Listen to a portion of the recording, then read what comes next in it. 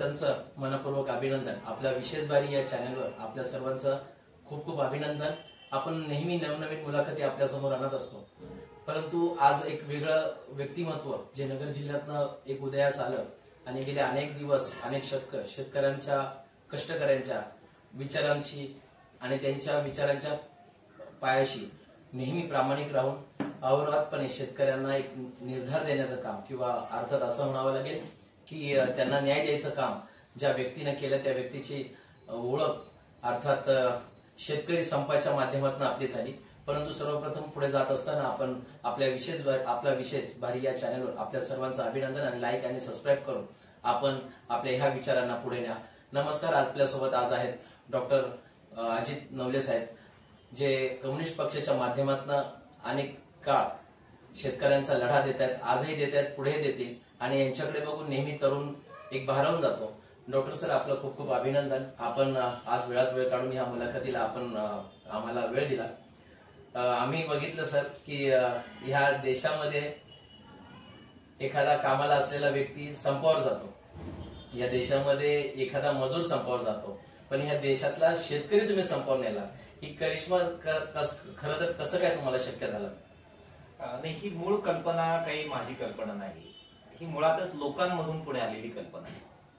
पुणतांब्याचे शेतकरी, विशेषतः तरुण शेतकरी, त्यावेळी शिक्षक संपावर गेलेले होते आणि शिक्षक संपावर जाऊ शकतात, पेपरवर बहिष्कार टाकू शकतात, त्या अर्थानं त्यांचं शेतकऱ्यांच्या तुलनेत ज्यांचं बरं चाललंय असे वैमानिक संपावर जातात, एअर होस्टेस संपावर जातात, शिक्षक संपावर जातात। मग शेतकऱ्यांनी संपावर का जाऊ नये हा स्वाभाविक विचार काही शेतकरी कार्यकर्त्यांच्या तरुणांच्या मनामध्ये आला आणि पुणतांबे या ठिकाणी त्यांनी ग्रामसभा घेऊन ठराव केला। ही अभिनव कल्पना आहे, याच्या मागे आपण उभं राहिलं पाहिजे, या साध्या भावनेने मी त्यांच्या मागे उभं राहिलो आणि बघता बघता ही कल्पना महाराष्ट्रभरातल्या शेतकऱ्यांच्या पोरांना भावली। त्यातून एक वातावरण बनलं, वैचारिक कार्यकर्ते, पत्रकार, बुद्धिजीवी हे सगळे त्या कल्पनेच्या मागे उभे राहिले आणि एक सामूहिकरित्या ती आकाराला आलेली आणि यशस्वीतेकडे गेलेली कल्पना होती।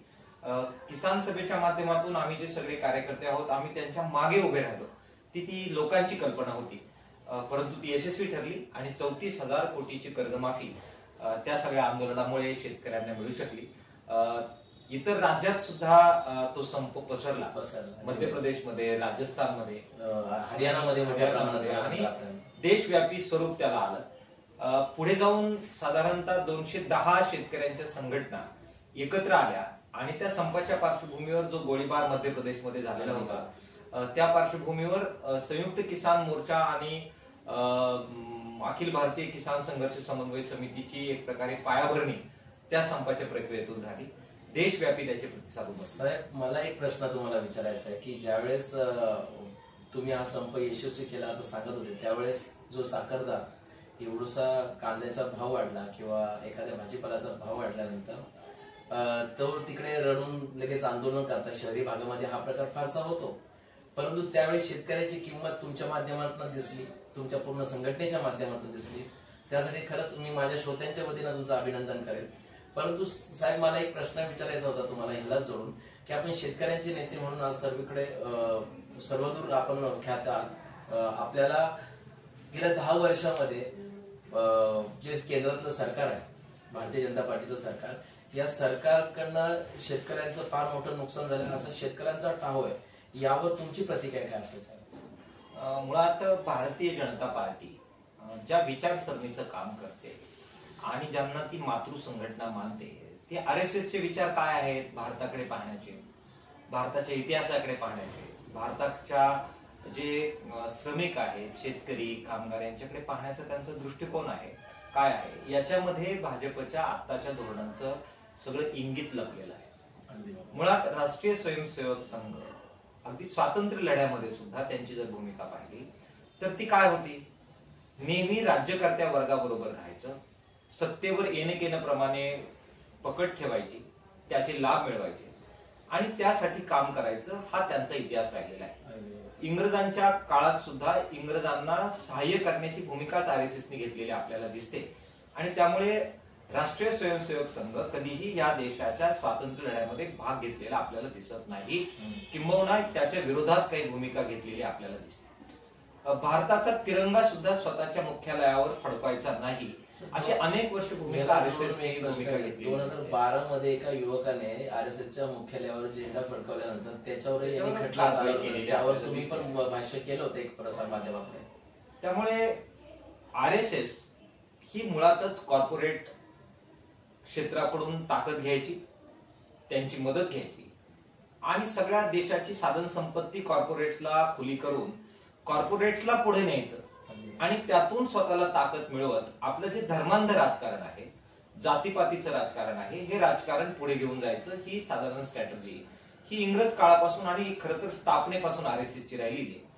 भाजप हे RSSचं अपत्य आहे, राजकीय अपत्य आहे. त्यामुळे RSSची जी भूमिका आहे तीच भाजपची भूमिका आहे. आणि त्यामुळे आपण बघा त्यांच्या सगळ्या धोरणांमध्ये एकीकडे शेतकरी कामगारांना दुय्यम स्थान देत त्यांचं शोषण करणाऱ्या कॉर्पोरेट सेक्शनला मदत करायची आणि त्याच्यातून जी ताकद मिळेल त्यातून आपलं धर्मांध राजकारण पुढे न्यायचं, हीच भूमिका भाजपची राहिलेली आहे. त्यामुळे सातत्यानं शेतकरी विरोधी, कामगार विरोधी, श्रमिक विरोधी, गाव विरोधी, महिला विरोधी भूमिका घ्यायच्या, त्यांचं शोषण करायचं आणि त्यातून मोठ्या प्रमाणामध्ये ताकद मिळवत देशावर सत्तेची मांड ही पक्की करायची, हे RSSचं धोरण. साहेब, मी याला जोडून एक प्रश्न विचारला. जसं तुम्ही महिला विरोधी बोलला, सध्या महिलांबद्दल जे अत्याचार चालले तर हे गृह खातं ज्यांच्याकडे आहे, खरंच आजच्या आपल्या माता भगिनी सुरक्षित आहेत? त्या सुरक्षित नाहीतच, परंतु RSSचा आणि भारतीय जनता पक्षाचा महिलांकडे पाहण्याचा दृष्टिकोन काय आहे? एकीकडे मतदानासाठी लाडली बहीणची योजना आणायची, त्यांना 1,500 रुपये द्यायचे, त्यांच्यातून मतदान आपल्याला मिळेल यासाठी लाभार्थींच्या याद्या तयार करायच्या. आणि दुसऱ्या बाजूला मात्र RSS प्रमुखांचं वक्तव्य आपण सगळ्यांनी ऐकलेलं आहे की भारतामध्ये बलात्कार होत नाहीत, इंडियामध्ये होतात. भारतात होत नाहीत कारण भारतातल्या स्त्रिया उंबरठा ओलांडत नाहीत. कोणता भारत तुम्हाला घडवायचा आहे? महिलांनी ह्या आता 21व्या शतकात सुद्धा उंबरठ्याच्या आत राहावं, घुंगट घेऊन आतमध्ये राहावं, डोक्यावर पदर घेऊन त्यांनी अजूनही पुरुष प्रधान संस्कृतीची चाकरी करावी, हे विचार आहेत RSSचे आणि भाजपचे. त्याला आमचा विरोध आहे. साहेब, एक प्रश्न याला मला जोडून पुन्हा विचारावं असं वाटेल की जसे एकीकडे स्वयंसेवक संघाचे अध्यक्ष वेगळं स्टेटमेंट करतात आणि आपल्या देशाचे पंतप्रधान त्याच्याच विरोधाभासातलं एक वेगळं स्टेटमेंट असतं, दोघांमध्ये सांगडमत नाही, मात्र निवडणूक आले की त्यांचं सांगडमत होतं. हे असं बिलकुल नाहीये. त्यांचं तंतोतंत संगनमत आहे. कुणी काय बोलायचं आणि कुणी काय स्ट्रॅटर्जी करायची स्क्रिप्टेड आहे, बिलकुल स्क्रिप्टेड असतं. त्यांच्यामध्ये प्रचंड एक संगता असते. नरेंद्र मोदी, अमित शहा जे बोलतात आणि सरसंघचालक जे बोलतात, हे विरोधाभासून नसतं, ते स्ट्रॅटेजिकल मुवमेंट असते. अच्छा. त्यांचा स्वतःचा धर्मांध, स्त्री विरोधी, श्रमिक विरोधी अजेंडा पुढे घेऊन जायचा, चातुर्वर्ण व्यवस्था बळकट करायची, एका वर्णाला स्वतःचं आपण सुपेरियर पॉवर आहोत अशा प्रकारची मेंटॅलिटी ठेवून सगळ्या आखण्या करायच्या आणि त्यांचा तो अजेंडा पुढे घेऊन जाण्यासाठी बहुजन समाजामध्ये जे वेगवेगळे विचार आहेत, प्रवाह आहेत, त्यांना न्यूट्रलाइज करण्यासाठी वेगवेगळे स्टेटमेंट आणायचे, त्यासाठी मीडिया वापरायचा. ही बनी बनाई सगळी स्ट्रॅटर्जी असते. कम्युनिस्टांना ती समजते आणि म्हणून ऍट एनी कॉस्ट त्यांच्या ह्या षडयंत्राला कम्युनिस्ट बळी ठरत आहे. सर, नक्कीच 2019ला इलेक्शन झालं विधानसभेचं. आता पुन्हा 2024 मध्ये आपण नवीन विधानसभेला सामोरं जातो. साहेब, आपण सातत्याने शेतकऱ्यांचा आवाज उठवला, कष्टकऱ्यांचा आवाज उठवला, श्रमजीवी किंवा महिला विरोधी धोरणं असतील, अनेक आंदोलनं तुम्ही तुमच्या माध्यमातून केली.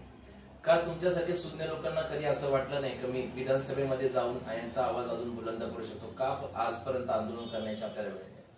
हे बघा, ह्या लोकशाही व्यवस्था लोकांचा प्रश्न आहे साहेब. म्हणजे मी फक्त एक विचारतो कारण लोकांकडे तुमची अपेक्षा फार मोठ्या प्रमाणात आहे. लोकशाही व्यवस्थेमध्ये स्वतःच म्हणणं मांडण्याचे 2 प्लॅटफॉर्म आहेत.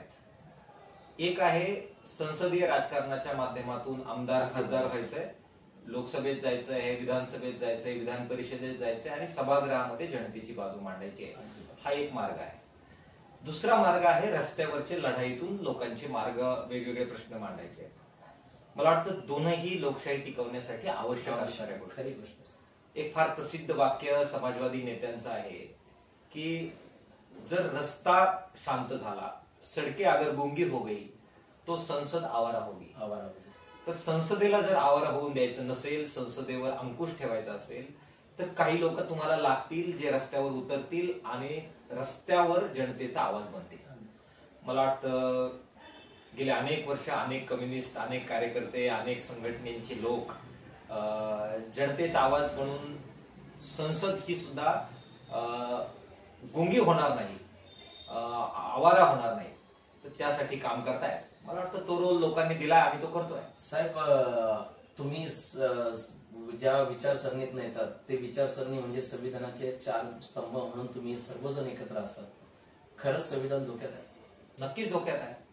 RSSचा तुम्ही अजेंडा बघा. परवा अमित शहा मुख्यमंत्री राष्ट्रपतींना भेटतात आणि राष्ट्रपतींकडे जाऊन मागणी करतात, एक देश एक निवडणूक, आणि राष्ट्रपती त्याच्या मागे उभे राहतात. हे काय आहे? संविधानानं सरळ दिलेलं आव्हान आहे. हा देश बहुव्यापी आहे, बहुआयामी आहे. या देशामध्ये एक भाषा, एक वर्ण, एक संविधान, एक निवडणूक, अशा प्रकारच्या गोष्टी कशा चालू शकतात? यांना भाषा सुद्धा एक करायची.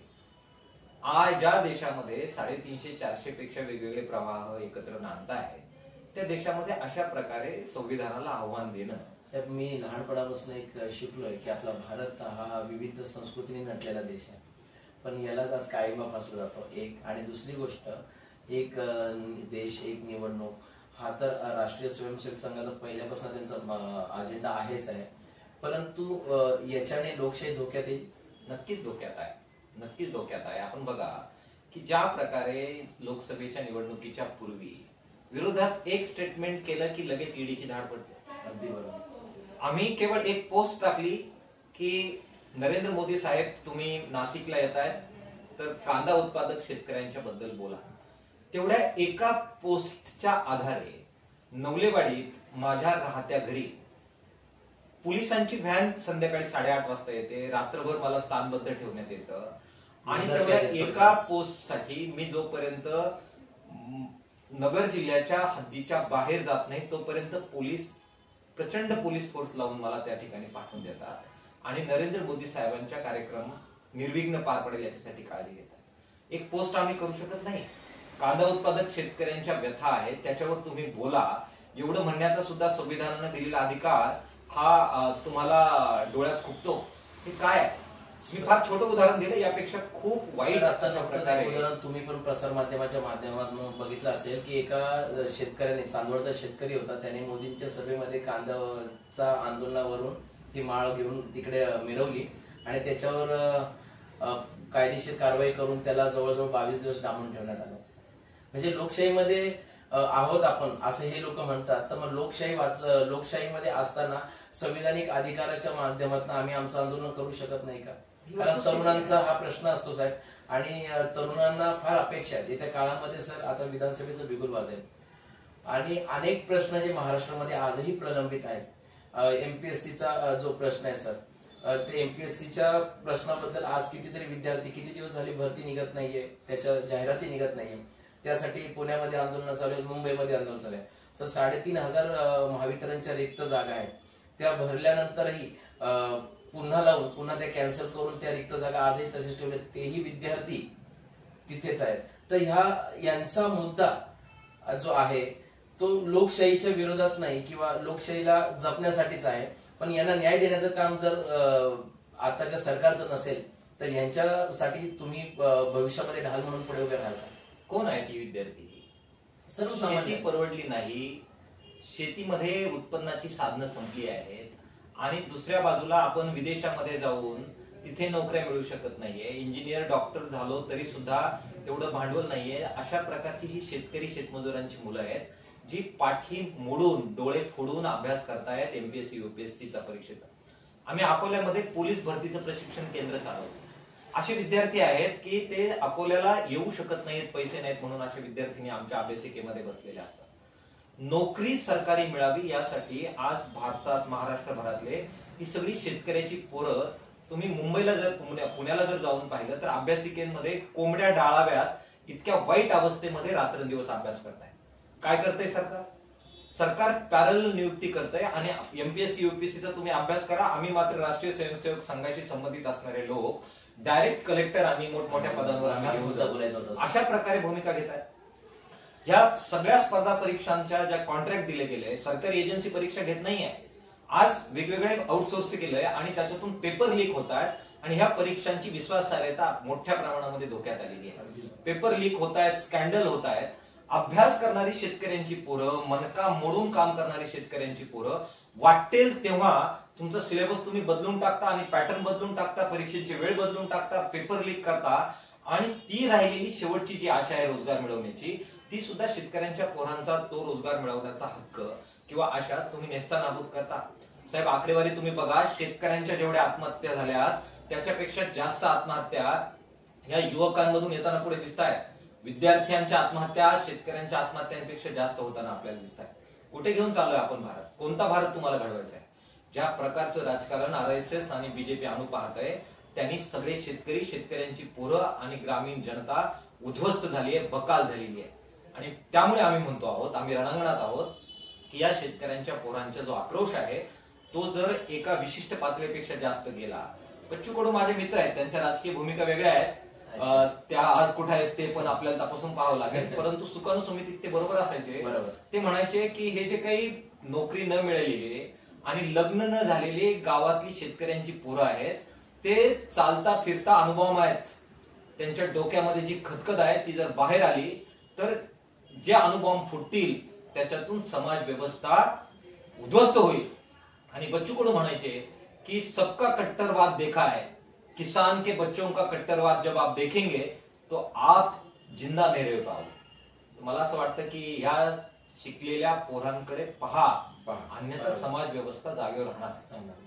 साहेब, शेवटचा प्रश्न तुम्हाला विचारेल. येत्या काळामध्ये विधानसभेचं बिगुल वाजेल. विचारांची कास धरणारे अनेक तरुण आपल्याला प्रेरित आहेत. बरेच लोक आपल्या विचारांशीही जुळलेले आहेत. फार मोठ्या प्रमाणामध्ये आपला एक मानणारा मोठा वर्ग आहे. आणि ह्या लोकांसाठी तुमचा मेसेज काय असेल? आणि दुसरं की विधानसभेच्या अनुषंगाने शेतकऱ्यांच्या प्रलंबित प्रश्नाला तुम्ही पुन्हा हात घालणार का? पुन्हा एकदा शेतकरी जसा संपावर गेला होता, एक लाल वादळ तुम्ही मुंबईवर मंत्रालयावर नेऊन धडकवलं होतं, तर ह्या सगळ्या आंदोलनाच्या दिशेतनं लोक आजही तेवढे स्वयंप्रेरित आहेत. तर त्या स्वयंप्रेरित लोकांसाठी पुन्हा एकदा तुम्ही ह्या सर्व प्रलंबित प्रश्नासाठी आणि लोकशाही वाचवण्यासाठी तुमचा प्रयत्न शेवट काय असेल? ही सातत्यानं चालू असलेली लढाई आहे. लॉंग मार्च संपला, शेतकरी संप संपला म्हणून कुणी शांत बसलेलं नाही. बरोबर आहे. 33 दिवस कोतुळला आंदोलन चाललं दुधाचं. रात्रंदिवस शेकडो लोक बसून राहिले आणि मंत्रालयात दखल घ्यावी लागली. मंत्रालयातल्या अधिकाऱ्यांना कोतुळला यावं लागलं. शरद पवार साहेबांना हस्तक्षेप करावा लागला. मुख्यमंत्र्यांना वाट पाहत मंत्रिमंडळाच्या बैठकीला सोडून चर्चा करावी लागली आणि 5 रुपयाचं अनुदान दूध उत्पादकांना द्यावं लागलं. सोयाबीन उत्पादक शेतकऱ्यांचा आज प्रश्न आहे, त्यांना आधारभाव मिळत नाहीये, याच्यासाठी जुळवाजुळव सुरू आहे.